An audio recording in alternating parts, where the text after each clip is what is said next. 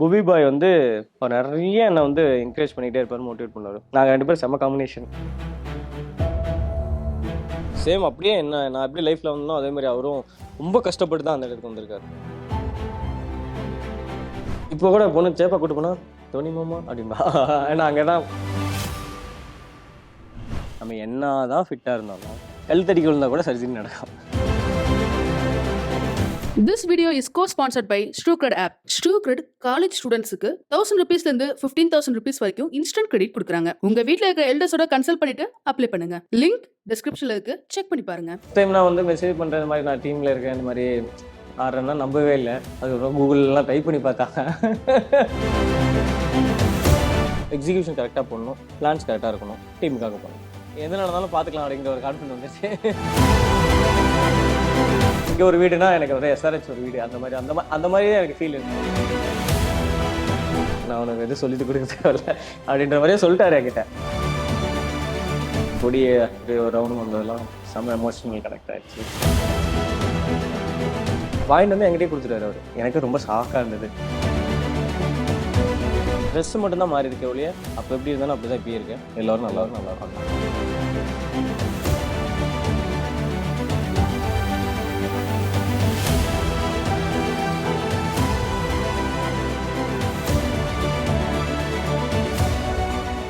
Hi எல்லாருக்கும் வணக்கம். நான் உங்கள் நடராஜன் பேசுகிறேன். சின்ன வயசில் என்ன எப்படி கூப்பிடுவாங்கன்னா லெஃப்ட் மணின்னு தான் எல்லாரும் கூப்பிடுவாங்க.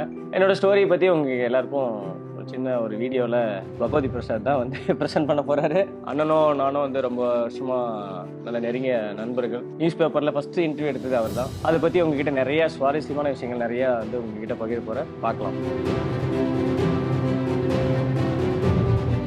இங்கே நிறைய பேர்த்துக்கு என் பேரை முழுசாக தெரியாது அப்போ ஸ்டார்டிங்கில். ஸோ எல்லாருமே என்னை வந்து மணின்னு தான் கூப்பிடுவாங்க. என் வீட்டில் இன்னமும் எங்கள் அம்மா வந்து மணின்னு தான் கூப்பிடுவாங்க. ஸோ இன்னொரு நேம் வந்து வீட்டில் மணின்னு தான் கூப்பிடுவாங்க. டென்னிஸ் பால் நிறைய ஆடுவேன். ஸ்கூல் கிரவுண்டில் தான் ஆடிட்டு இருப்பாங்க, இந்த ஸ்கூல் கிரவுண்டு. ஸோ அந்த ஸ்கூல் கிரவுண்டில் தான் இவங்க எல்லாம் மேட்ச் ஆடிட்டு இருப்பாங்க. ஸோ அப்போ வந்து எஸ்எஸ்சி டீம்லாம் பயங்கரம், ரொம்ப ஃபேமஸ். சுற்றுவட்டாரத்தில் எங்கே போனாலும் ஃபர்ஸ்ட் ப்ரைஸ் அடிக்கக்கூடிய கேப்பபிலிட்டி இருக்கும். ஏன்னா அண்ணன் பயங்கரமாக விளையாடுவார். அவர் பார்க்குறதுக்கே நிறைய க்ரௌடு வரும். ஸோ அந்த மாதிரி எனக்கு வந்து அவங்க டீமில் ஆடணும், அண்ணா கூட நல்லா பேசணும், பழகணும்னு எனக்கு ஆசை. ஸ்கூல் முடிச்சோடனே பேக் யாரும் ஃப்ரெண்ட் கிட்ட கொடுத்துட்டு பால் எடுக்க போகிறதுக்கு அவங்க டெய்லியும் ஈவினிங் ப்ராக்டிஸ் பண்ணுவாங்க. ஸோ நான் போய் அந்த உட்காந்து பார்த்துட்டு பால் எடுத்து போட்டுட்டு இருப்பேன். ஸோ அப்போ வந்து வாடா வந்து விளையாடுறியா அப்படின்னு கேட்டேன். அப்போ என்னை கூப்பிட்டாரு. நான் அப்படியே அப்போ அந்த இது அப்போ தான் ஆரம்பிச்சது. ஸ்டார்டிங்கில் ரொம்ப ஸ்லோவாக போடுவேன். இப்போ நான் லெஃப்ட்டில் போடுவேன், பட் ஆனால் ஸ்லோவாக போடுவேன். ஃபஸ்ட்டு என்னை மேட்ச்க்கெல்லாம் கூட்டிகிட்டு போனாங்க. ஸோ வாடா மேட்ச் ஆடு அப்படின்னு பொங்கல் டைமில் கூட்டிகிட்டு போனாங்க. அந்த பொங்கல் டைம்லேயே வந்து மறுபடியும் நிறைய ப்ராக்டிஸ். நாங்கள் ஈவினிங் கண்டா மேட்ச் ஆடுறோம். அப்போ எனக்கே தெரியாமல் நான் வேகமாக போட்டிருக்கேன். அது அவர் தான் கண்டுபிடிச்சி சொன்னார், நீ வேகமாக போடுறடா அப்படின்னு. எனக்கு அதை பற்றி என்னன்னு கூட தெரியாது. பால் கொடுத்தா அவரை போட்டுட்டு இருப்பேன். ஸோ அப்படி தான் என்னோட ஜெர்னி ஸ்டார்ட் ஆச்சு. அப்புறம் அவர் தான் எல்லா இடத்துக்கும் கூட்டிகிட்டு போய் என்னை வந்து எல்லாருக்கிட்டையும் நான் லெஃப்ட் மணி அப்படின்ற ஒரு நேம் எடுத்து கொடுத்ததுக்கு காரணமே அவர் தான். ஏன்னா அவர் தான் எல்லா இடத்துலையும் மெயினாக வந்து என்னை விளையாட வச்சாரு. நிறைய இடத்துல ப்ரைஸ் வாங்கியிருக்கோம். அதுவும் இல்லாமல் நிறைய கெஸ்ட்டாக போய் நிறைய வின் பண்ணி கொடுத்துருக்கோம். அவர் பேட்டிங்கில் பண்ணுவார், நான் பவுலிங்கில் பண்ணிடுவேன். நிறைய கெஸ்ட்டாக போய் விளையாண்டுருக்கோம். ஒரு ஸ்டேஜில் ஃபஸ்ட்டு நான் வந்து டென்னிஸ் பால் டோர்னமெண்ட் போனப்போ வந்து கிட்டத்தட்ட ஒரு 10 டோர்னமெண்ட் அட்டன் பண்ணோம். எல்லாத்துலேயும் man of the series, man of the match. அவர் மேன் ஆஃப் த மேட்ச் வாங்கினா நான் மேன் ஆஃப் த சீரிஸ் வாங்குவேன். அந்த டோர்னமெண்ட்ல எப்படி எங்கெல்லாம் ஃபர்ஸ்ட் அடிச்சிருவோம். ஸோ அது ஒரு செம்ம ட்ராவலாக இருந்தது. ஸ்கார்பியோ காரில் எடுத்துக்கிட்டு அப்படியே இங்கே முடிஞ்சது அங்கே போனோம், அங்கே முடிஞ்சது அங்கே போனோம், அங்கே செமிஃபைனல் ஃபைனல் அப்படியே இருக்கும். ஸோ அந்த டைம் கூட மாற்றி கொடுக்கும். ஒரு இடத்துல நாங்கள் வந்து ஃபைனலே ஆடல, செகண்ட் ப்ரைஸ் வாங்கிட்டோம். ஏன்னா இன்னொரு இடத்துல விளையாண்டுட்டு இருந்தோம், இங்கே டைம் கொஞ்சம் அட்ஜஸ்ட் பண்ண மாட்டேன். அந்த மாதிரிலாம் இருந்துச்சு அந்த பொங்கல் டைமில். ஸோ மறக்க முடியாத விஷயம் அந்த பொங்கல் எல்லாம்.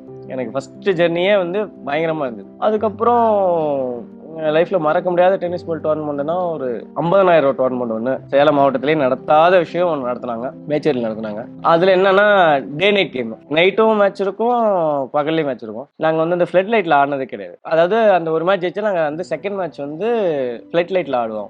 நைட்டில் எப்படி ஆடுறோம் அப்படின்னா அந்த ஆசையில் தான் அந்த டோர்னமெண்ட் அட்டன் பண்ணோம். நாங்கள் ஆடுறது ரெட் கலர் டென்னிஸ் பால் ஆடுவோம். அவங்க வந்து அந்த வெயிட்லெஸ் பால் பச்சை கலர் பால் ஆடுவாங்க. ஒரு மேட்ச் ஜெயிச்சா போதும், செகண்ட் மேட்ச் வந்து கண்டிப்பாக வந்து லைட்டில் தான் சொல்லிட்டாங்க. அந்த ஒரு மேட்ச் ஜெயிக்கிறதுக்கே ரொம்ப கஷ்டப்பட்டோம். ஏன்னா ரெட் கலர் பால் ஆடி பழக்கம், வெயிட்லெஸ் பால் ஆடி பழக்கம் இல்லை. ஸோ அந்த ஒரு மேட்ச் கஷ்டப்பட்டு ஜெயிச்சு செகண்ட் மேட்ச் வந்து லைட்ல அது செம்ம ஃபீல் இருந்தது. அந்த டோர்னமெண்ட்டே நாங்கள் ஃபர்ஸ்ட் ப்ரைஸ் அடிச்சிட்டோம். எல்லா மேட்சும் வந்து பேட்டிங் ஆடவே மாட்டோம். அந்த பேட்டிங் அது நுணுக்கங்கள்லாம் வேற மாதிரி இருக்கும். வெயிட்லெஸ் இல்லையா, பால் அடிச்சாலும் போகாது. அது கரெக்டாக கனெக்ட் பண்ண பேட் அதுக்கு ஏற்ற மாதிரி இருக்கணும். எங்ககிட்ட எல்லாமே கொஞ்சம் வெயிட்டான பேட் இருக்கும். டென்னிஸ் பால் ஆடுற bat, red colour tennis ball இருக்கும். ஸோ அந்த டோர்னமெண்ட் சும்மா 2வது மேட்ச் ஃபிளட்ல அந்த லைட்ல ஆடணும்னு தான் போனோம். பட் எல்லா மேட்சும் வின் பண்ணி ஃபர்ஸ்ட் ப்ரைஸ் அடிச்சோம். லைஃப்ல மறக்க முடியாத விஷயம் அதுதான். அப்போ வந்து ரொம்ப குட்டியா இருப்பேன். போட்டோல இருக்கு, என்ன அடையாளமே கண்டுபிடிக்க முடியாது, அப்படி இருப்பேன். ஸோ அதுதான் லைஃப்ல பெரிய பிரைஸ் ஃபர்ஸ்ட் அங்க வின் பண்ணது. அதுக்கப்புறம் நிறைய அப்புறம் 1 லட்சம் 4 லட்சம் அந்த மாதிரி நிறைய நடந்தது. அதுல ஸோ இது மட்டும் எனக்கு ஸ்பெஷல். இங்கிருந்து சென்னை லீகுக்கு வந்து ஜெயபிரகாஷ் அவரோட ஃப்ரெண்டு ஒருத்தர் இருக்கார் பிரகாஷ்னு. ஸோ அவர் தான் அந்த டீம்ல விளையாண்டுட்டு இருந்தாரு. 4th டிவிஷன் பேசன் அவர் தான் இப்போ இங்கே கோச்சா இருக்காரு. டென்னிஸ் பால் அவரும் டென்னிஸ் பால் விளையாடுவார். நாங்கள் எல்லாம் சரௌண்டிங்காக ஒரு டீமாக விளையாடுவோம். ஸோ அப்போ சொல்லிட்டு இருந்தாரு, பையனை ஏன் அங்கே அனுப்பக்கூடாது அப்படின்ற மாதிரி ஒரு டாக் இருந்தது. ஸோ அதுக்குள்ளே டிஸ்ட்ரிக்ஸ் ஆடுவேன். அப்புறம் காலேஜ் மேட்சஸ் ஆடிட்டு இருந்தேன் மேட்டிங்கில். எனக்கு பெருசாக எதுவும் டிஃப்ரென்ஸ் தெரில இந்த பாலுக்கும் அந்த டென்னிஸ் பாலுக்கும். பால் கொடுத்தா போடுவேன், ஏன்னா ரொம்ப இன்ட்ரெஸ்ட் எனக்கு. ஸோ அதோட டிஃப்ரென்ஸ்லாம் நான் பார்க்கவே இல்லை. இன்னொன்று, ஸோ அவர் மூலிமா தான் எனக்கு வந்து அங்கே 4th டிவிஷன் வந்து கிடைச்சிது. இந்த பிரகாஷ் அவர் அங்கே ஆடிட்டு இருந்தாரு. அப்போ தான் எனக்கு வந்து அண்ணா வந்து சரி இப்போ ட்ரை பண்ணலாம் அப்படின்ற மாதிரி ஒரு சொல்லியிருந்தாரு. நான் அண்ணா சொன்னால் எது சொன்னாலும் கண்ணை மூடிட்டு கேட்பேன். அது என்னவா இருந்தாலும் போகலாம் அப்படின்னாரு.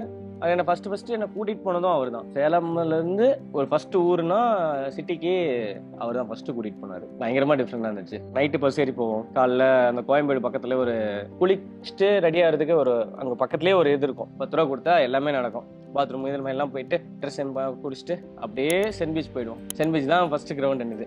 9:30 வருவாங்க. நாங்கள் 7 மணி 8 மணிக்கு போயிடுவாரு. நம்ம ஊரில் பஸ் டிஃப்ரெண்டாக இருக்கும், அங்கே பஸ் டிஃப்ரெண்டாக இருக்கும். அதுவே கன்ஃபியூஸாக இருக்கும். ஸோ அதெல்லாமே ரொம்ப புது அனுபவமாக இருந்தது. அதுக்கப்புறம் கேட்டுட்டு அதுக்கு மாதிரி அங்கே போய் 8 மணிக்கு ஃபஸ்ட்டு இவர் தான். அதுக்கப்புறம் அவர் ஜேபி வந்து சத்யநாராயணன் அவர் பார்த்துட்டு அவர் முதல்ல கேட்ட விஷயமே தான், பையன் நல்லா பண்ணால் மேலே அனுப்புவீங்களா அப்படின்னு கேட்டார். கண்டிப்பாக அனுப்புண்டா அப்படின்னாரு. ரொம்ப ஸ்பெஷல் அவர் சார். நான் இப்போ வரைக்கும் அவர் கூட பேசிட்டு தான் இருக்கேன். எது நடந்தாலும் எப்போனாலும் அவர் கூப்பிடுவேன். அப்போ சென்னை போனால் எப்படியா ஃப்ரீயாக இருந்தால் அவர் போய் பார்ப்பேன். அதே சென்ட் பீச் கோச்சில் தான் கோச்சிங் பண்ணிட்டு இருக்காரு. ஃபர்ஸ்ட் மேட்ச் அந்த கிரவுண்டில் விளையாடுறோம். பயங்கர டிஃப்ரெண்டாக இருந்தது. எல்லாரும் அந்த காரில் வருவாங்க, வந்து 9 மணிக்கு கரெக்டாக வருவாங்க. நான் 4 இட்லி கொடுப்பாங்க, சாப்பிட்டு ரெடியாக உட்காந்துட்டு இருந்தேன். ஆட வைப்பாங்களா இல்லைன்னு கூட தெரியாது. பட் ஆனால் ஆட வச்சாங்க. ஃபர்ஸ்ட் மேட்ச் ஆட வச்சாங்க. அந்த அட்மாஸ்பியர் வந்து ரொம்ப டிஃப்ரெண்டாக இருந்தது. அங்கே இருக்கிற ஏன்னா காரில் வராங்க, சூப்பராக கண்ணாடி போடுறாங்க, இது போடுறாங்க. ஸோ அதெல்லாமே எனக்கு புதுசாக இருந்தது. நான் இப்போ அதிகமாக பேசவே மாட்டேன். ஒன்னோட ஆன்சர் தான் அவருக்கு தெரியும் நினைக்கிறேன். கேள்வி கேட்டால் மட்டும் தான் முதல் சொல்லுவார். இப்படி கண்டினியூலாம் பேச தெரியாது. ப்ளஸ் ரொம்ப லாங்காகவும் பேச மாட்டேன். எது சொன்னாலும் ஒன்னோட ஆன்சர் தான். கீழே பார்த்துட்டு பேசிட்டு போயிடுவேன். ஸோ நான் அங்கே பேசவே மாட்டேன் இருக்கு. ஸோ ஃபர்ஸ்ட் மேட்சே வந்து பயங்கர டிஃப்ரெண்டாக இருந்துச்சு. 4 விக்கெட் நினைக்கிறேன். First match 4 wicket. சீசனில் எல்லா மேட்சும் ஆடினேன். நான் தான் அந்த 4th டிவிஷன்லேயே ஹையஸ்ட் விக்கெட் டேக்கர் தான். அவர் சொன்ன மாதிரியே என்னை வந்து செலெக்ஷனுக்கு அனுப்பிட்டார். நாங்கள் வந்து இந்தியா சிமெண்ட்ஸ் ஆடினா போதும் அப்படின்ற மாதிரி இருந்தோம். ஏன்னா அங்கேருந்து நிறைய சான்சஸ் வரும், நிறைய இதெல்லாம் ஆடலாம் அப்படின்ற மாதிரி ஒரு தாட் இருந்தது. அப்போ தான் சென்ட் பீச்சில் ஒரு செலெக்ஷன் வச்சுருந்தாங்க. 2nd division 3rd division 4th division வச்சுருந்தாங்க. ஏதோ ஒன்று கிடைச்சா போதும் அப்படின்ற ஒரு மைண்ட் செட்டில் இருந்தோம். அப்போ தான் இவர் சொன்னார், நான் சொன்னேன்னு சொல்லி போய் போடா அப்படின்னாரு ராவ் சார். அப்புறம் நாங்கள் போனோம். ஒரு 500 பேர் செலெக்ஷனில் இருந்தாங்க. ஒரு 6 பால் போட்டிருப்பேன். அப்புறம் நம்பர் வாங்கிட்டு அனுப்பிட்டாங்க. ஒரு 2 வாரம் கழிச்சு அப்புறம் ஸ்வீட்டி சார்னு ஒருத்தர் இருக்காரு, சுரேஷ் அவர் பேர். ஸோ அவர் தான் அங்கே இருந்தார். அவர் 2 வாரம் கழிச்சு எங்களுக்கு ஃபோன் வச்சு. அப்போ என்கிட்ட ஃபோன் இல்லை, அண்ணா அந்த 1100 அண்ணா ஃபோன் தான். எங்கேருந்து வரீங்க என்னன்னு கேட்டால், சேலம். எப்படி உங்களுக்கு தெரியும் அப்படின்னு கேட்குறப்போ இவர் சத்யநாராயணன் சார் தான் இந்த மாதிரி வர சொன்னார். ஓ அப்படியா, ஓகே அவருக்கு தெரியும் அவர் அப்படிங்கிறப்போ. அப்புறம் சொன்னதுக்கப்புறம் நான் நினச்சேன் 4th division 2nd division 3rd division தான். மொத்தம் 2nd டிவிஷன் எடுத்திருக்கோம் அவனை அப்படின்ற மாதிரி சொன்னாங்க. செம்ம ஹாப்பி. ஏன்னா அவர் தான் லீட் பண்ணுறாரு அந்த 2nd டிவிஷன். நான் 2nd டிவிஷன் நேம் வந்து டிஎஃப்சிசி. அந்த வருஷம் செம்மையாக நானும் நல்லா பண்ணேன். 4 பேர் பெரிய சீனியர்ஸ். அதுக்கப்புறம் எல்லாமே சின்ன பசங்க, எல்லாமே ரொட்டேஷன்லேயே ஆடி வச்சாங்க. பட் நான் எல்லா மேட்ச் ஆடினேன். அந்த வருஷமும் நான் வந்து ஹையஸ்ட் விக்கெட் டேக்கர் 2nd டிவிஷனில். 5 5 ஏதோ கண்டினியூ எடுப்பேன். 3 ஹேட்ரிக் அந்த மாதிரிலாம். ஸோ அதுக்கப்புறம் ஃபர்ஸ்ட் டிவிஷன். அதுக்கப்புறம் அப்படியே ஜேர்னி அப்படியே ஸ்டார்ட் ஆகிடுச்சு.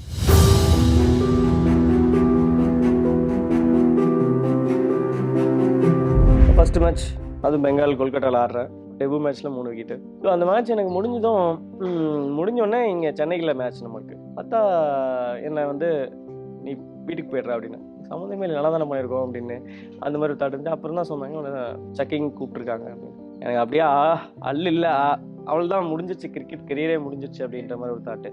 நிறைய பேர் அப்போ எனக்கு அதை செக்கிங் பற்றி அப்போ எதுவுமே தெரியாது. நிறைய சொல்லுவாங்க இது அவள் தான், இனிமேல் சொல்ல மாட்டேன். இன்னொரு டைம் செக்கிங்னு போனால் அவள் தான் விளையாடவே கூடாது அப்படி நிறைய பேர் டிஃப்ரெண்ட்டாக பேசினாங்களா. எனக்கு மைண்டில் வேற மாதிரி ஓடிச்சு. இப்போ தான் ஆரம்பித்த மாதிரி இருக்குது, அதுக்குள்ளே கிரிக்கெட் கெரியரே முடியுது அப்படின்ற மாதிரி ஒரு தாட் இருந்தது. அது எல்லாமே ரொம்ப கஷ்டமாக இருந்தது. ஒரு வருஷம் ஆச்சு அது கிளியர் ஆகிறதுக்கு. அந்த கிளியரன்ஸ் பண்ணுறதுக்கு சுனில் சுப்பிரமணியன் சார் தான் வந்து டிஎன்சி அகாடமியில் பண்ணார். அதுக்கப்புறம் நான் கெப்லாஸில் இருந்தேன். இங்கே எல்லாருமே எனக்கும் ஹெல்ப் பண்ணாங்க. பரத் ரெட்டி சார், ஜெய் சார், அஜய் குடுவார், ஷாம் அவர் வந்து என்னோடய ஃபிசியோ, அதுக்கப்புறம் தானா நான் வந்து என்னோடய ட்ரைனர். இவங்க எல்லாம் இங்கேயும் சப்போர்ட் பண்ணாங்க. பட் அங்கே சுனில் சுப்பிரமணியன் தான் மெயினாக பார்த்துக்கிட்டாரு.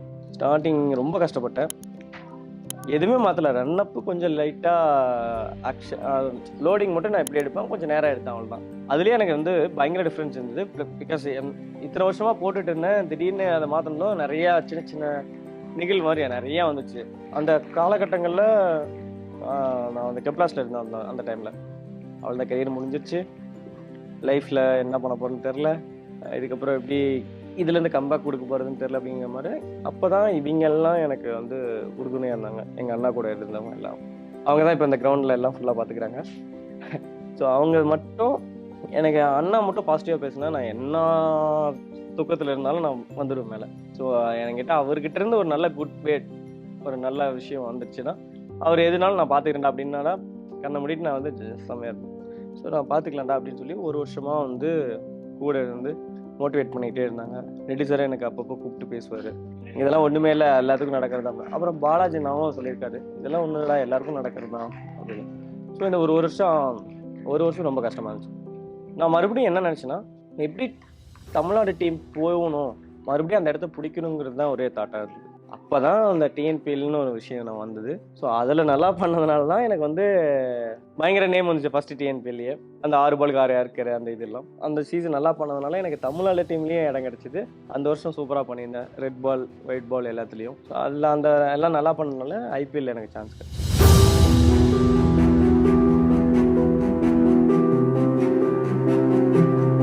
சென்னையில் கெஸ்ட் ஹவுஸ் டெம்ப்ளாஸ்ட் அவங்க அந்த டீமுக்கு ஆடிட்டு இருந்தேன். ஸோ அந்த டைமில் அவங்க கெஸ்ட் ஹவுஸில் இருந்தேன். அப்போ வந்து டிவியில் பார்த்துட்டு இருந்தாங்க. எங்கள் அண்ணன் இங்கே பார்த்துட்டு இருந்தார்.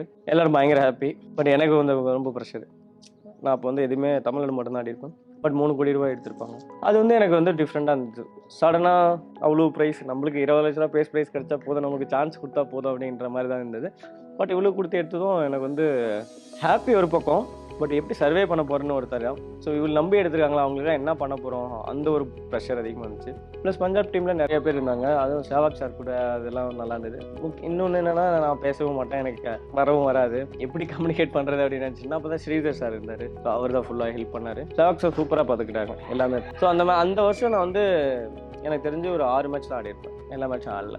ஸோ அந்த கொஞ்சம் நர்வஸு, புதுசு, எல்லா புது இடம், அந்த அட்மாஸ்பியரை வேற மாதிரி இருக்கும்.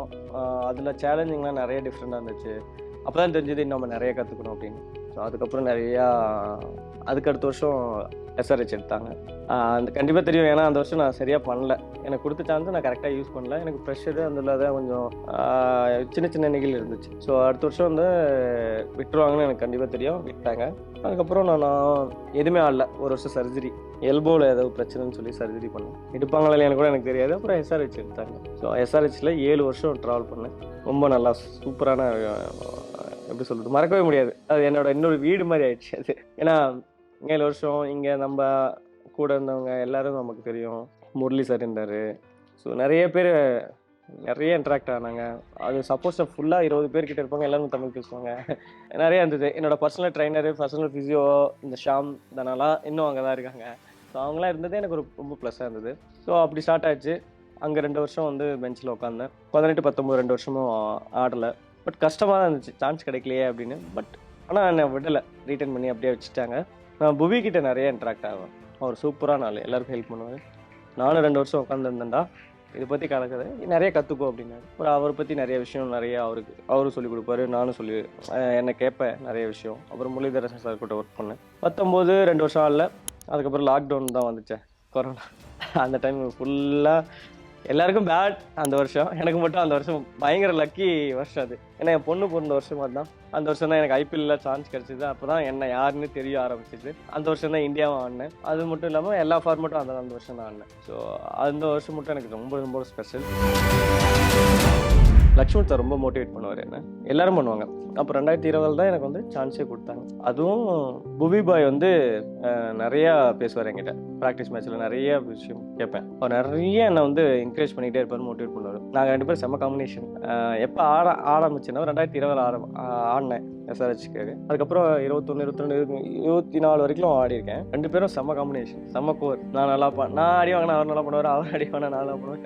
எங்களுக்குள்ள ஒரு எப்படி சொல்கிறது சூப்பரான, எனக்கு அவர் ரொம்ப மிஸ் பண்ணிட்டேன் இப்போ ஏன்னா அவர் இப்போ வந்து RCB ஆடுறாரு. ஸோ அவர் ரொம்ப பிடிக்கும் எனக்கு. அவர்கிட்ட இருந்து நிறைய எப்போ போனாலும் அவர்கிட்ட நிறைய விஷயம் கற்றுப்பேன், நிறையா கேட்பாரு, அவரும் கேட்பாரு, நானும் கேட்பேன். ஸோ 7 வருஷம் வந்து எப்படி போனதுன்னே தெரியல. 7 வருஷம் ஆயிடுச்சு. ஆட ஆரம்பிச்சதுக்கப்புறம் இன்னும் டிஃப்ரெண்டாக இருந்துச்சு. ஸோ ஆடுற 2 வருஷம் ஆடல, அதுக்கப்புறம் ஆட ஆரம்பிச்சதுக்கப்புறம் டோட்டலி டிஃப்ரெண்டாக இருந்துச்சு. அதோட ஃபீலே வேற மாதிரி இருந்தது. கான்ஃபிடன்ஸ் லெவல் அதிகமாக இருந்தது. என்ன நடந்தாலும் பண்ணலாம் அப்படிங்கிற ஒரு தன்னம்பிக்கை நிறையா இருந்தது. சிச்சுவேஷனை எப்படி ஹேண்டில் பண்ணலாம் அப்படிங்கிற மாதிரி ஒரு இருந்தது. ஸோ இந்த மாதிரி சின்ன சின்ன விஷயம் நிறையா, அதாவது நான் பசங்க வந்து புதுசாக ஆடுறாங்கன்னா நிறைய ப்ராக்டிஸ் மேட்ச் ஆட சென்ட்ரல் விக்கெட்டில் ஆட நிறைய கற்றுப்போம். நிறைய மேட்ச் ஆடுறப்போ தான் எனக்கு தெரியுது அது என்ன பண்ணணும், எது பண்ணணும், ஒரு விஷயமா கற்றுக்கணும். நம்ம வந்து அது மாதிரிலாம் செம்மையாக போச்சு. 7 வருஷம் அங்கே கண்டினியூ பண்ணேன். ரொம்ப நல்லாவே போச்சு. சூப்பர்.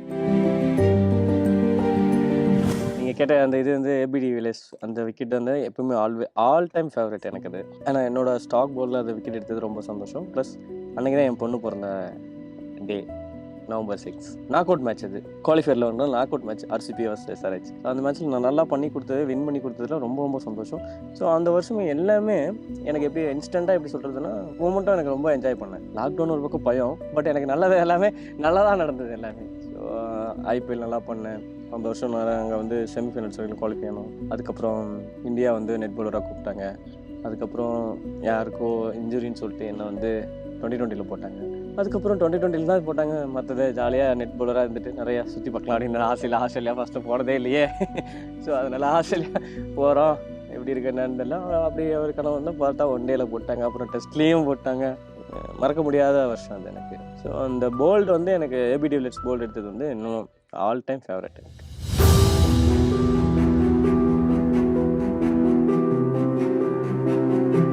இன்ஜுரிங்கிறது நம்ம ஸ்போர்ட்ஸ் பர்சனுக்கு வந்து இது பார்ட் ஆஃப் த லைஃப் தான். இன்ஜுரி வராமல் இருக்கவே இருக்காது. அது சில பேர்த்துக்கு லேட்டாக இருக்கும், சில பேர்த்துக்கு அது டிஃப்ரென்ஸ். அது கடவுள் கொடுக்குற விஷயம் தான் அது. ஸோ எனக்கு எப்படின்னா சஸ்பெக்ட் ஆக்ஷன் வந்தப்போ நிறையா நெகிழ் வந்துச்சு. அதுக்கப்புறம் எல்போவில் எனக்கு வந்து போன் சிப் வந்து எக்ஸ்ட்ராவாக இருந்தனால அது வந்து போன் சர்ஜரி பண்ணியிருந்தேன்.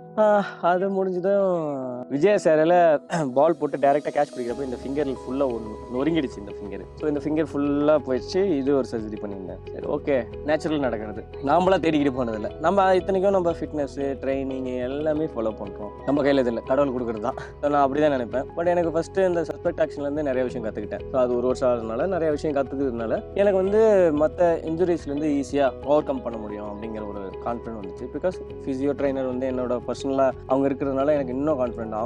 நான் எப்போவுமே அவங்கள ஃபுல் அண்ட் ஃபுல் ட்ரஸ்ட் பண்ணுவேன். ஆக்சுவலாக லைஃப்பில் வந்து யாரையா ஒருத்தர் ட்ரஸ்ட் பண்ணி ஒரு விஷயம் பண்ணுறேன்னா அதை பண்ணணும். அப்போ தான் அது சீக்கிரம் எது நடந்தாலும் அதை நல்லதாக கெட்டதோ அது வந்து கடவுள் விட்டு வழின்னு. பட் ஒருத்தரை ட்ரஸ்ட் பண்ணி நம்ம ஒரு விஷயத்தை நம்ம பண்ணுறோம்னா அது கண்டிப்பாக சக்ஸஸாக 100% ஆகும். ஸோ அதனால் இவங்களுக்கு என்ன நடந்தாலும் இவங்க 2 பேர் தான், இந்தானா ஷாம்னா. ஸோ அதனால் அவங்க தான் என்னை பார்த்துக்கிட்டாங்க. ப்ளஸ் அவங்க இது மட்டும் இல்லை, அகாடமிலேருந்து யார் போகிறாங்களோ எல்லாருக்கும் ட்ரீட்மெண்ட் பண்ணுவாங்க, ஃப்ரீயாக ட்ரைனிங் கொடுக்குறாங்க. அந்த ஒரு பெரிய நல்ல மனசு அவங்க மேலே இப்போ கஷ்டப்படுற பசங்களுக்கு பண்ணணும் அப்படிங்க. சென்னையில் இருந்துட்டு அப்படிலாம் பண்ணணும் அவசியமே கிடையாது அவங்க. பட் அவங்க அதெல்லாம் பண்ணுறாங்க. அது ரொம்ப ரொம்ப சந்தோஷமாக இருந்தது. எனக்கு ரொம்ப பிடிக்கும் அவங்கள. நம்ம என்ன தான் ஃபிட்டாக இருந்தாலும் கழுத்தடி விழுந்தால் கூட சர்ஜரி நடக்கும். அது நம்ம கையில் இல்லை.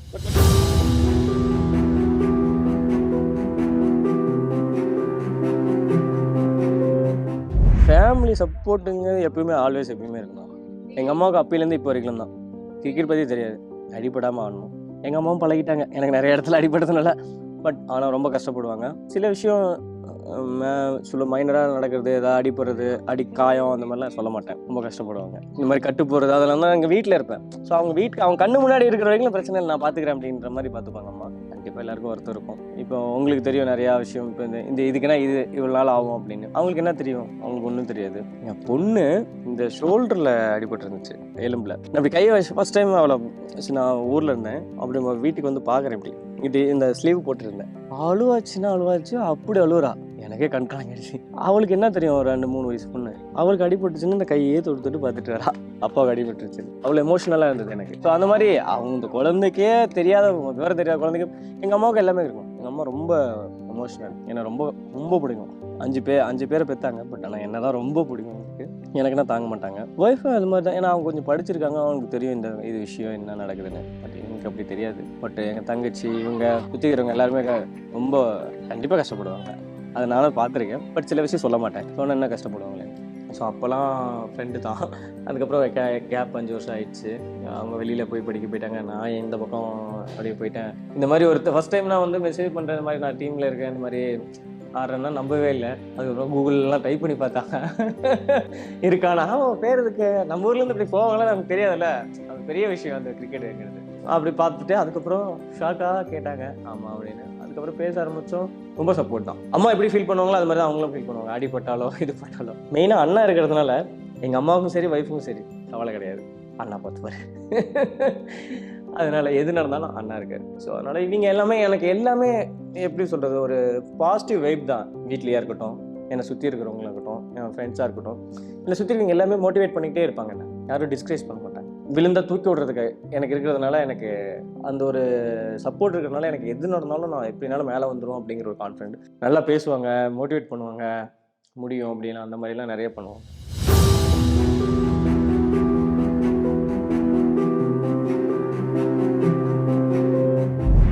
அதுதான் நீங்கள் கேட்ட மாதிரி அந்த வருஷம் ரொம்பவே ஸ்பெஷல் தான். பட் நான் நெட் ப்ளோராக தான் என்னை செலக்ட் பண்ணியிருந்தாங்க. ஸோ அதுவே எனக்கு வந்து ரொம்ப ஹாப்பி. ஒரு இந்தியன் டீம் கூட ட்ராவல் பண்ணுறது. அப்புறம் யாருக்கும் இன்ஜுரின்னு சொல்லிட்டு எனக்கு வந்து 2020 சான்ஸ் கிடச்சிது. ஆக்சுவலி 2020 வந்து அந்த வருஷம் நல்லா பண்ணியிருந்தேன் ஐபிஎல்ல. ஸோ அதனால் எனக்கு ரொம்ப கான்ஃபிடென்ட்டாக இருந்தது, கண்டிப்பாக பண்ணிவிடுவேன். அதுக்கப்புறம் ஒன் டே வந்து நிறையா ப்ராக்டிஸ் பண்ணிட்டு இருந்தேன். அப்போ வந்து அவங்கள பார்த்துட்டு திடீர்னு 3வது மேட்ச் வந்து நீ ஆடுற அப்படின்ட்டாங்க.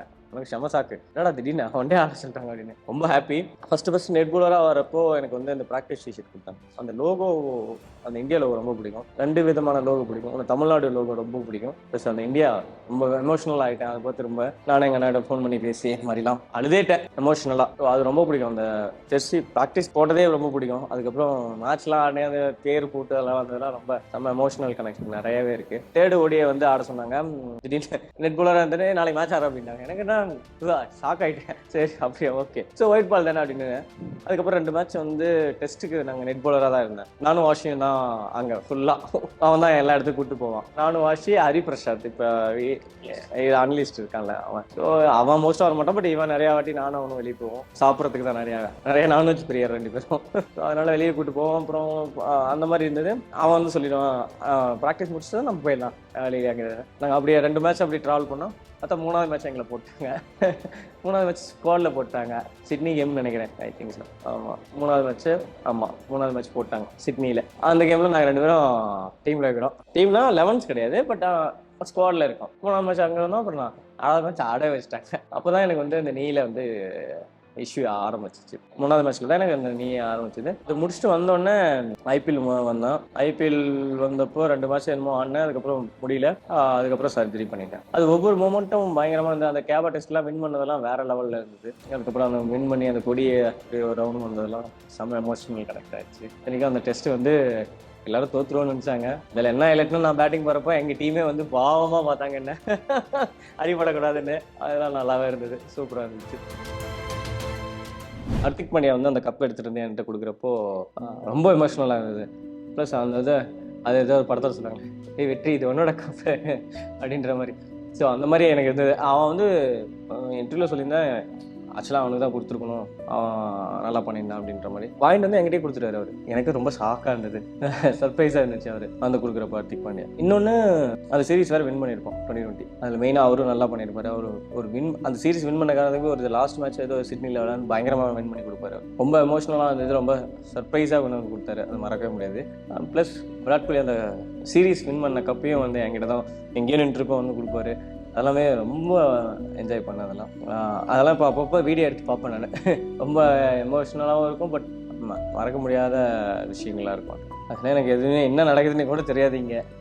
6 மாதம் 3 மாதம் துபாய், 3 மாதம் ஆஸ்திரேலியா அந்த மாதிரி போயிட்டேன். பட் நான் ஆடினப்போ எல்லாரும் நிறையா நான் வந்ததுக்கப்புறம் தான் தெரிஞ்சுக்கிட்டேன். இந்த மாதிரி நீங்கள் சொன்ன விஷயம், இந்த மாதிரி அவங்க வீட்டு பிள்ளையாக பார்க்குறாங்க, அவங்கள ஜெயிச்ச மாதிரி எல்லாம் ஃபீல் பண்ணாங்க. எப்போ தெரிஞ்சுக்கிட்டேன்னா, நான் வந்து இந்த வீட்டுக்கு வரப்போ அந்த வரவேற்பில் தான் அவ்வளோ கொரோனா டைம்லேயும் ஒரு ரெஸ்ட்ரிக்ஷன் பண்ணியும் அவ்வளோ பேர் வந்திருந்தாங்க. இத்தனைக்கும் வெளியூர்லேருந்து நிறைய டிஸ்ட்ரிக்ஸ்லேருந்து வந்தாங்க, கேரளா நிறைய இடத்துலேருந்து நிறைய டிஸ்ட்ரிக்ஸ்லேருந்து வந்தாங்க, சென்னையிலேருந்து வந்தாங்க. அப்போ தான் தெரிஞ்சுது, அப்போ தான் என்னை இவ்வளோ பேருக்கு பிடிக்கும், நான் வந்து இவ்வளோ பேருக்கு வந்து அவங்க வீட்டு பிள்ளையாக இருக்கேன் அப்படிங்கிற மாதிரி ஒரு உணர்வே அப்போ தான் வந்துச்சு. அதில் நிறைய பேர் நிறைய இடத்துல என்னை வந்து விஷ் பண்ணுறதே தெரியும். அவங்களோட உண்மையாக அன்பாக ஹார்ட்டோட அந்த ஒரு விஷஸ் நிறையா கிடைக்கும். நீங்கள் வந்தப்போ கூட காலைல பார்த்துருப்பீங்க, ஒருத்தர் வந்து அவ்வளோ எமோஷ்னலாக வந்து என்கிட்ட அந்த மாதிரி விஷ் பண்ணார். ஸோ இதெல்லாம் நிறைய நல்ல விஷயங்கள் சம்பாரிச்சது காரணமும் கடவுள் கொடுத்த கிஃப்ட்டு ப்ளஸ் எங்கள் அண்ணனோட வளர்ப்பு.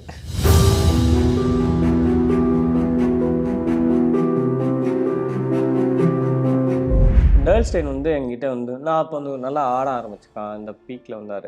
அப்போ வந்து நான் உன்னை டிஸ்டர்ப் பண்ண மாட்டேன், நீ பண்ணுறதை பண்ணு, கரெக்டாக பண்ணுற, நான் பசங்களை டீச் பண்ணுறேன் அப்படின்ட்டாரு. நீ கரெக்டாக இருக்க, நான் உனக்கு எதுவும் சொல்லிட்டு கொடுக்க தேவையில்ல அப்படின்ற மாதிரியே சொல்லிட்டாரு என்கிட்ட.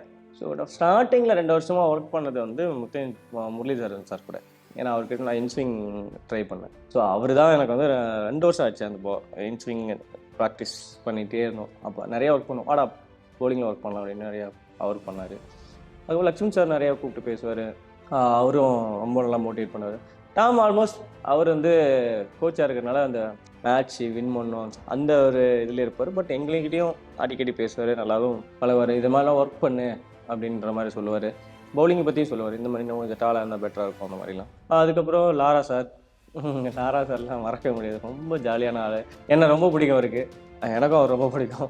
லாஸ்ட் வருஷம் பேட் கமின்ஸும் சூப்பராக லீட் பண்ணான். அதுக்கப்புறம் கோச்சும் எல்லாமே நல்லா பார்த்துக்கிட்டாங்க. மேனேஜ்மெண்ட் எப்போவுமே எனக்கு வந்து பயங்கரமாக பார்த்துப்பாங்க, அதில் எந்த குறையும் வச்சது இல்லை. எஸ்ஆர்ஹெச் தான் சொல்கிறேன்னு நான் எங்கள் வீட்டில் இருக்கிற மாதிரி தான் அங்கே ஃபீல் பண்ணுவேன். அந்த மாதிரி என்னோட இங்கே ஒரு வீடுனா எனக்கு வந்து எஸ்ஆர்ஹெச் ஒரு வீடு, அந்த மாதிரி தான் எனக்கு ஃபீல் இருந்தது 7 வருஷமாக. ஏன்னா சப்போஸ் ஸ்டாப்லேருந்து எல்லாருமே எனக்கு தெரியும். ஸோ அதனால் ரொம்ப நல்லா சூப்பராக போச்சு. ஆக்சுவலாக ரொம்ப நல்ல மனுஷன். அதான் ஒரு ஃபாஸ்ட் பவுலருக்கு தெரியும். அவன் ஃபஸ்ட்டு வந்தோடனே மீட்டிங்கில் ஒரு விஷயம் சொன்னார். அதான் ஃபஸ்ட் டைம் வராரு. மீட்டிங் வைக்கிறாங்க எல்லாருக்கும். என்ன நடந்தாலும் நான் பார்த்துக்கிறேன், தைரியமாக பண்ணேன். 50 ரன் கொடுக்குறியா 60 ரன் பிரச்சனை இல்லை, மேட்ச் வின் பண்ணணும், டீமுக்காக பண்ணு.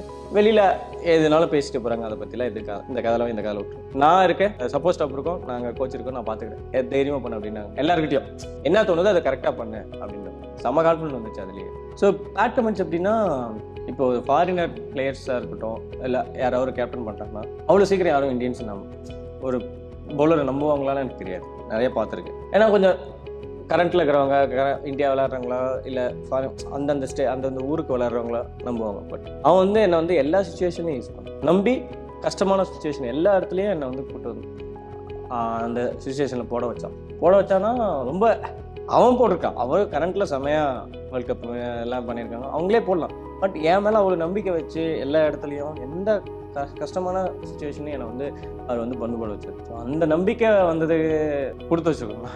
ஸோ அதெல்லாம் அவங்க ரொம்ப சூப்பராக ஜென்யூனாக ஹேண்டில் பண்ணுவாங்க எல்லாரையும். எந்த சுச்சுவேஷன்லையும் யார் மேலேயும் கோவப்படாமல், ப்ரெஷர் யார் மேலேயும் எதுவுமே கிடையாது.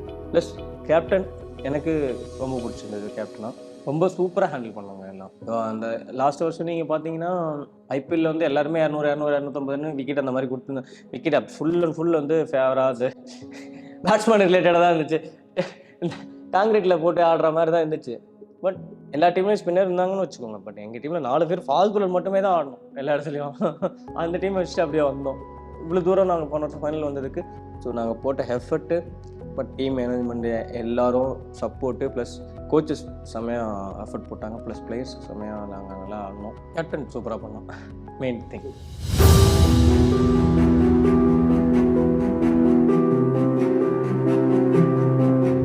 ஃபஸ்ட் டைம் பார்க்குறப்போ பயங்கர ஹாப்பி. ஏன்னா என் பவுலிங் எப்படி அந்த வருஷம் தான் நான் ஆடினேன், துபாயில் பார்த்தேன். ஸோ எப்படி ஆடுற அதெல்லாம் கேட்குறேன். அவர் கேட்ட முதல் வார்த்தை வந்து ஃபிட்டாக ஃபிட்னஸ் மட்டும் பார்த்துக்கோ. அதுக்கப்புறம் அவரே சொன்னார், இந்த மாதிரி என்னெல்லாம் பண்ணலாம் அப்படிங்கிறப்ப நிறைய ஸ்லோ பால் பவுன்சர் நிறைய ட்ரை பண்ணு, ஒர்க் பண்ணு, நியூ பால் நிறைய ஸ்விங் பண்ணு, அந்த மாதிரிலாம் நிறைய விஷயம் சொன்னார். அதுக்கப்புறம் இடையில பார்க்கல. அதுக்கப்புறம் என் பொண்ணு போன வருஷத்துக்கு முன்னாடி வருஷம் வந்து கூட்டு போன ஹைஃபைக்கெல்லாம் கொடுக்க மாட்டேன்னு அவர் லாஸ்ட்டாக கொடுத்து ஒய்ஃபுக்கு பார்க்கணுன்னு ரொம்ப நாள் ஆசை. இப்போ கூட பொண்ணு சேப்பா கூட்டு போனா தோனி மாமா அப்படின்பா. ஏன்னா அங்கே தான் மெமரி பவர் அதிகம். அவர் இப்போ இங்கே வந்து ஞாபகம் இருக்கா, எனக்கு தெரியும் அப்படின்பா. அவளை வந்து 7 வருஷமா ஆரஞ்சு கலரில் பார்த்துட்டு இப்போ என்ன ப்ளூ கலர் பார்த்து எனக்கு ஆரஞ்சு தான் வேணுங்கிறா. ரொம்ப நல்லா தரணும். மறுபடியும் மீட் பண்ண, மறுபடியும் பேசின. மெயின் திங் அவர் கேட்குறது எல்லாமே ஃபிட்னஸ் தான். ஃபிட்டாக இருக்கணும், அப்படி உடம்பு பார்த்துக்கோ அந்த மாதிரி.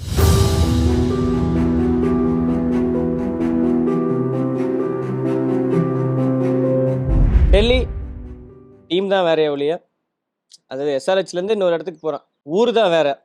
பட் அங்கே விளையாடுற பிளேயர்ஸ் எல்லாமே நல்லா தெரியும். ப்ளஸ் நம்ம கோச்சஸ் வந்து நம்ம ஹேமந்த் மதானி சார் தான். ஸோ எனக்கு இன்னும் ஈஸி அவர்கிட்ட கம்யூனிகேட் பண்ணுறது, என்னென்ன நிறைய விஷயம் ஒர்க் பண்ணலாம்.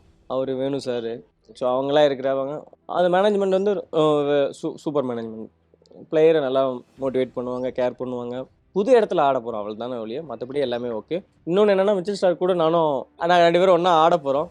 ஸோ அவர்கிட்டருந்து நிறைய விஷயம் கற்றுக்கலாம். அது மட்டும்தான் ஒரு எக்ஸைட்டட். கேம்ப்பு துபாய் கேம்ப் போயிட்டு வந்தேன், ஒரு 7 நாள் போயிட்டு வந்தேன். இப்போ டெல்லி போயிட்டு வந்தேன், ஒரு 7 நாள் போயிட்டு வந்தேன். ஸோ 2 கேம்ப் முன்னாடிலாம் நிறைய போயிட்டு வந்தேன். நாங்கள் யார் அவைலபிளாக இருந்தோமோ அதெல்லாம் வந்து ப்ராக்டிஸ் பண்ணாங்க. மெயின் கேம்ப் வந்து இதுக்கப்புறம் தான் சொல்லுவாங்க. இல்லை, நம்ம 7-8 வருஷமாக அந்த ஃபீல்டில் இருக்கிறதுனால நம்மளுக்கு அந்த எக்ஸ்பீரியன்ஸ் இருக்கிறதுனால நமக்கு ஈஸியாக அதை அடாப்ட் பண்ண முடிஞ்சுது. இதுதான் நடக்கணும் தெரியும், இதுதான் நடக்கும், இதுதான் பண்ண போகிறாங்க அப்படின்னு. மற்றபடி எல்லாமே சேம் தான். நம்ம என்ன பண்ணிட்டு இருந்தோமோ அதை தான் அங்கேயும் பண்ணுறோம். அட்மாஸ்பியர் தான் வேறு, பீப்புள் வேறு, மேனேஜ்மெண்ட் வேறு, அவள் தான் ஒழிய மற்றபடி சேம். கிரிக்கெட்டில் என்ன நடக்குதோ அஸ்பால் அதுதான் நடக்கும். எனக்கு பழகிடுச்சு. எனக்கு எப்போவுமே ஆல் டைம் ஃபேவரட் புவி. அவர் நிறைய விஷயம் என்கிட்ட சொல்லியிருக்காரு, நிறைய கற்றுருக்கேன் அவர்கிட்டேருந்து. எந்த டவுட்னாலும் எப்போனாலும் கூப்பிட்றா அப்படின்னு சொல்லுவார் அவர். மிச்சல் சாருக்கு அவர் பவுலிங் அந்த டெஸ்ட்டில் பார்த்துருப்பீங்க. பட் ஆனால் கண்டிப்பாக அவர்கிட்டேருந்து நிறைய விஷயம் கற்றுக்கலாம் இருக்குது. ஏக்கர் போடுறாரு, ஸ்விங் பண்ணுவார். ஸோ இந்த மாதிரி நிறைய விஷயங்கள் இருக்குது. பட் என்ன போனால் தான் தெரியும். ஆல்ரெடி மோஹித் சர்மா கூட நானும் ஒரு ஃபஸ்ட் டைம் ஐபிஎல் பஞ்சாப் போகிறப்போ ஒரே டீம் தான். ஸோ அப்போ நல்லா தெரியும். அதுக்கப்புறம் இப்போ நல்லாவே அவர் தெரியும். அக்ஷர் நல்லா தெரியும். குல்தீப் நல்லாவே பேசுவார், ஏன்னா என்சியில் நிறைய வாட்டி பார்த்துருக்கோம். அக்ஷரும் நல்லா பேசுவார், ஏன்னா ரஞ்சி ட்ராஃபிலேருந்து எனக்கு தெரியும், பார்த்துருக்கோம், அண்ணா ஆடி இருக்கோம். கேஎல் ராகுலும் நல்லா தெரியும், அங்கே ஆடினப்போ நல்லா பழக்கம். இது மாதிரி நல்லா இருக்கிறனால எது நடந்தாலும் பார்த்துக்கலாம் அப்படிங்கிற ஒரு கான்ஃபிடன்ட் வந்துச்சு. முன்னே தான் தயங்குவேன், ஐயோ இப்படி என்ன பண்ணுறது, அப்போ ரைட்டோ பார்த்துக்கலாம். ஆக்சுவலாக நான் டீமுக்காக வின் பண்ணி கொடுக்கணும், சிம்பிள். ஒரே தான் என் டீம் நல்லா மேலே எடுத்துகிட்டு வரணும். முடிஞ்ச அளவுக்கு இந்த வருஷம் ஃபைனல்ஸ் வரணும், அப்படி தான் என்னுடைய எய்ம். பட் முடிஞ்ச அளவுக்கு என்னால் என்ன டீமுக்காக பண்ண முடியுமோ அதை 200% கொடுக்கணுங்கிற ஒரு இது. இந்த ப்ரைஸ் எடுத்ததுனால அப்படிலாம் இல்லை, நான் எங்கே போனாலும் இதுதான் பண்ணுவேன். எனி டீம் ஈவன் கம்மியாக இருந்தாலும் எந்த இதெல்லாம் அதெல்லாம் பிரச்சனை கிடையாது. ஒரு இடத்துல நான் ஆடுறேன்னா அதுக்கு நான் வந்து உண்மையாக 100%ங்கிறதோ 200% எஃபர்ட் போட பார்ப்பேன். நடக்குதோ நடக்கலையோ அப்பாற்பட்ட பிரச்சனை, அது நம்ம கையில் இல்லை, அன்றைக்கிட்டே தான். பட் என்னோட முழு மனசோட டீம் வின் பண்ணணும், நான் பர்ஃபார்ம் பண்ணணும்னு நினைக்க மாட்டேன். டீம் வின் பண்ணணும், டீமுக்காக பண்ணணும் அப்படிங்கிற ஒரு தாட். அதான் சிம்பிள் கோல். பேசிக்காக நான் எது சோஷியல் மீடியா எது பண்ணாலும் அவங்க கருத்து அவங்க தெரிவிக்கிறாங்க. நம்ம வேலை என்னன்னு நமக்கு தான் தெரியும். ஆக்சுவலாக ஒரு விஷயத்த சொல்கிறது ஈஸி, அது செய்கிறது எவ்வளோ கஷ்டம்னு எல்லாருக்கும் தெரியும். நான் எப்படி பார்ப்பேன்னா, கண்டிப்பாக அடி வாங்காமலாம் இருக்க முடியாது, யாராக இருந்தாலும் அடி தான் வாங்குவோம். பட் அடி வாங்கினாலும் நம்மளால திரும்பி பண்ண முடியுங்கிற ஒரு கான்ஃபிடன்ஸ் என்கிட்ட இருக்குது அதிகமாக. என்ன நடந்தாலும் என்னால் அது நான் அடியை எதனால வாங்குவேன், நான் எக்ஸிக்யூட் தப்பாக பண்ணியிருந்தாலும் அதை ஏன் கரெக்டாக பண்ணக்கூடாது, அதுக்கு நிறையா ப்ராக்டிஸ் பண்ணுவேன். ஸோ அடுத்த மேட்ச் அது பண்ணக்கூடாது, பண்ண தப்பை நான் சரிப்படுத்திக்க பார்ப்பேன். ஆக்சுவலாக ஒரு விஷயத்தை நான் பண்ணது தப்பு அப்படின்னு நான் உணர்ந்தால் தான் அடுத்த கட்டத்துக்கு போக முடியும். இல்லை நான் நல்லா தான் போட்டேன் அடிச்சாம்பலாம், என்ன நடந்தாலும் நீ அங்கே தான் இருப்ப. நீயா ஒரு விஷயத்தை தெரிஞ்சு நீ தப்பு அப்படின்னு உணர்ந்தால் மட்டும்தான் அடுத்த லெவலுக்கு போக முடியும். அப்போ தான் நம்ம வந்து கற்றுக்கிட்டே இருக்கலாம் நிறைய விஷயம். சிம்பிள் பேசிக், என்ன நடந்தாலும் எக்ஸிக்யூஷன் கரெக்டாக பண்ணணும், பிளான்ஸ் கரெக்டாக இருக்கணும், டீமுக்காக பண்ணணும். இல்லை எல்லாருமே உங்களுக்கு தெரியாதுல்ல, மாடர்ன் கிரிக்கெட்டில் எங்கேயோ போயிடுச்சு, டிஃப்ரெண்ட்லாம் ஆடுறாங்க, கண்ணாப்பண்ணான்னு என்னென்ன ஷாட்ஸ்லாம் ஆடுறாங்க. ஸோ அப்படி பார்த்தீங்களா, சூரியகுமார் யாதவ், ரோஹித் சர்மா, விராட் கோலி, அது மாதிரி நிறைய பேர் இருக்காங்க. ஸோ அதனால் நம்ம அப்படி பார்க்குறதோட நம்ம எப்படி அவங்கள டிஃபெண்ட் பண்ணணும் அப்படின்ற மாதிரி நான் யோசிப்பேன். என்ன நடக்குதோ பார்த்துக்கலான்ற ஒரு இது விஷயம் தான்.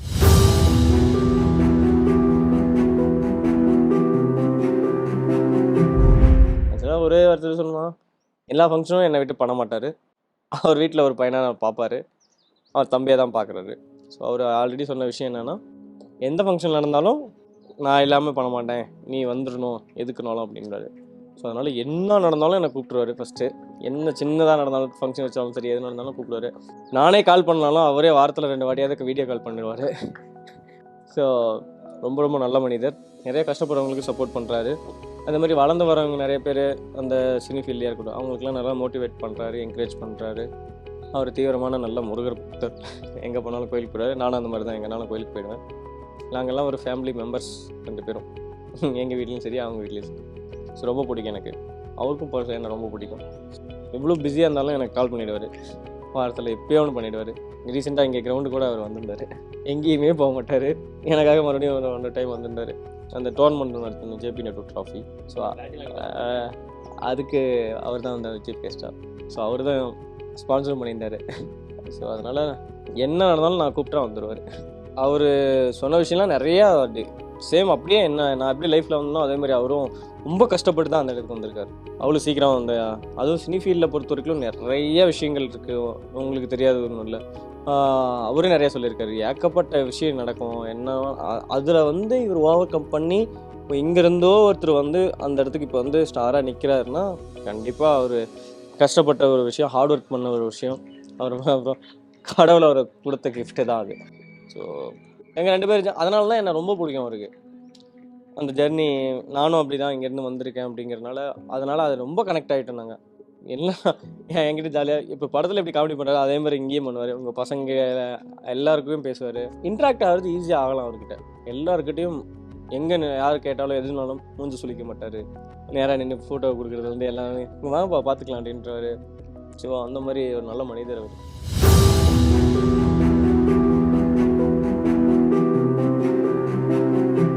ரொம்ப ஆசை வந்து எங்கள் ஊரில் ஹாஸ்பிட்டல் கிடையாது நல்லா. அதனால் இந்த ஊர்லேயே சின்னப்பமொட்டியில் பெரிய ஹாஸ்பிட்டல் எல்லா வசதிகளோடு கட்டி இல்லாதவங்களுக்கு ஃப்ரீயாக பண்ணோம். அப்போ இருக்கிற நட்டு வந்து நிம்மதியாக கள்ளங்கவடம் இல்லாமல் எதையும் யோசிக்காமல் ஜாலியாக ஊர் சுற்றிட்டு இருந்தான். இப்போ நிறையா விஷயங்கள் ஓடுது, நிறையா பண்ணுறான். பட் இன்னும் இதில் என்னென்னா ட்ரெஸ்ஸு மட்டும்தான் மாறி இருக்கே ஒழிய அப்போ எப்படி இருந்தாலும் அப்படி தான் இப்போ இருக்கேன். மெயின் திங் யாருக்கும் எந்த கெடுதலும் நினைக்கக்கூடாது, நம்மளால் யாரும் கஷ்டப்படக்கூடாது, யார் மனசையும் நோக்க கிடைக்கக்கூடாதுன்னு அதில் மட்டும் தெளிவாக இருக்கேன். ஸோ அதுதான் எப்போ போனாலும் எங்கே போனாலும் நான் யார்கிட்ட கடவுள்கிட்டே வேணலாம் அதான் கேட்பேன். நம்மளால் யாரும் கஷ்டப்படக்கூடாது, நம்மளால் யாரும் புண்படுற மாதிரி எதுவும் நடக்கக்கூடாது. எல்லோரும் நல்லா அதான். This video is co-sponsored by StruCred app. StruCred college ஸ்டூடெண்ட்ஸுக்கு 1000 rupeesல இருந்து 15,000 rupees வரைக்கும் இன்ஸ்டன்ட் கிரெடிட் கொடுக்குறாங்க. உங்க வீட்ல இருக்க எல்டர்ஸோட கன்சல்ட் பண்ணிட்டு அப்ளை பண்ணுங்க. லிங்க் டிஸ்கிரிப்ஷன்ல இருக்கு, செக் பண்ணி பாருங்க. டேக் ஆஃப் சாம்ஸ் பார்க்காதவங்க சப்ஸ்கிரைப் பண்ணி இனிமேல் பாருங்க.